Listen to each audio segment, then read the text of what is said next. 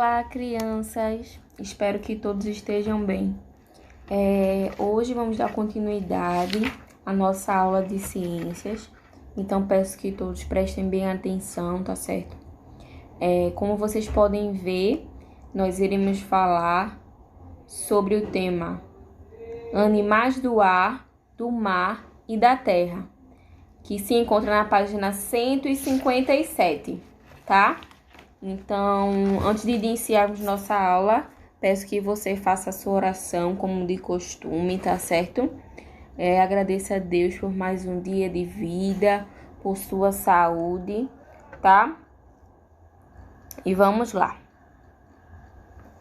Então, gente, animais invertebrados, borboletas, besouros, moscas, as pulgas, as minhocas, os caracóis, as lesmas, os caranguejos, os caramujos, os caracóis e lulas são alguns exemplos de animais invertebrados, tá? São aqueles que não têm coluna vertebral, ou seja, não tem o esqueleto interno, tá certo? Então, todos esses animais fazem parte, tá, do grupo de invertebrados, que não possuem coluna vertebral, tá certo? Então, os animais invertebrados, eles apresentam diferenças entre si. Então, alguns vivem na água, como as lulas, outros na terra, como as minhocas, outros voam, como as borboletas, os besouros e as moscas. Os seus corpos também são diferentes, apresentam diferenças, tá? Alguns têm corpo alongado e dividido em anéis, como os da minhoca e das sanguessugas. Como vocês podem ver aí, a gente pode perceber bem esses anéis, tá? Então, o corpo da minhoca, o corpo desse invertebrado é dividido em anéis, tá? Tanto da minhoca como da sanguessuga também. Outros invertebrados têm um corpo mole e protegido por concha, como os caracóis, tá? E os caramujos.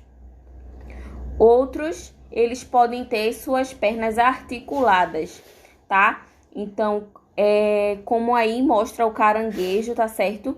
Ele tem um esqueleto externo, tá? No caso, são pernas articuladas, tá certo? Então, o caranguejo, ele também entra no grupo dos invertebrados. Os invertebrados, eles também podem ser organizados em grupos, em poríferos, anelídeos, quinidários, moluscos, artrópodes e equinodermos. A gente vai conhecer cada um agora, tá? Então, preste bem atenção. Os poríferos. Os poríferos, também conhecidos popularmente como as esponjas, tá? São animais bastante simples que vivem exclusivamente no ambiente aquático.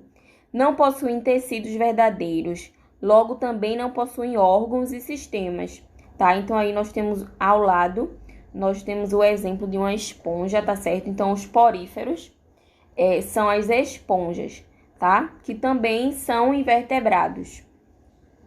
Os anelídeos.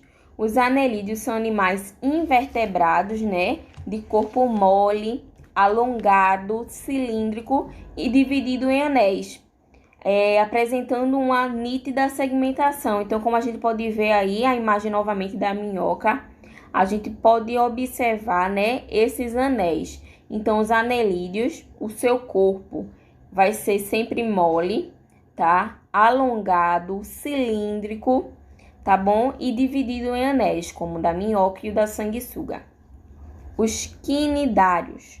Os quinidários são um grupo de animais com uma organização corpórea relativamente simples, porém mais complexa do que apresentada pelas esponjas. Nesse grupo, temos o surgimento de tecidos, os quais permitem o desenvolvimento de importantes funções, como a natação e a capacidade de responder a estímulos, como nós podemos ver aí E também nós podemos ver na página 158 alguns exemplos. Então, na tela aí eu tenho um exemplo da água-viva, né? Mas também os quinidários englobam as anêmonas, os corais, tá? E as águas-vivas. Na página 158 você pode observar também os moluscos. Os moluscos são animais de corpo mole, geralmente envoltos por uma concha. A concha é presente em ostras, mariscos, caracol, caramujo. Em alguns, como a lula, a concha é interna e em outros é ausente, como no polvo. As conchas são importantes para proteger o corpo mole dos moluscos e evitar a perda de água. Então, nós temos como exemplo de moluscos as lulas, os polvos, os mexilhões e os caracóis, tá? Agora, artrópodes. Artrópodes são animais dotados de patas articuladas e que possuem esqueleto externo, nitidamente segmentado. Entre eles, nós temos os besouros, as borboletas, as aranhas, o camarão, a centopeia, o piolho de cobra e o escorpião, tá certo? Então, a gente pode observar bem as divisões do seu corpo. Então, a gente tem aí exemplo do escorpião. Então, a gente tem as mãos e as patas bem divididas, tá certo? Por um esqueleto externo, como se fosse uma capinha protetora, tá bom? Agora, por último, os equinodermos. Os equinodermos são animais invertebrados e exclusivamente marinhos, tá certo? Então, os equinodermos nós podemos só encontrar no mar.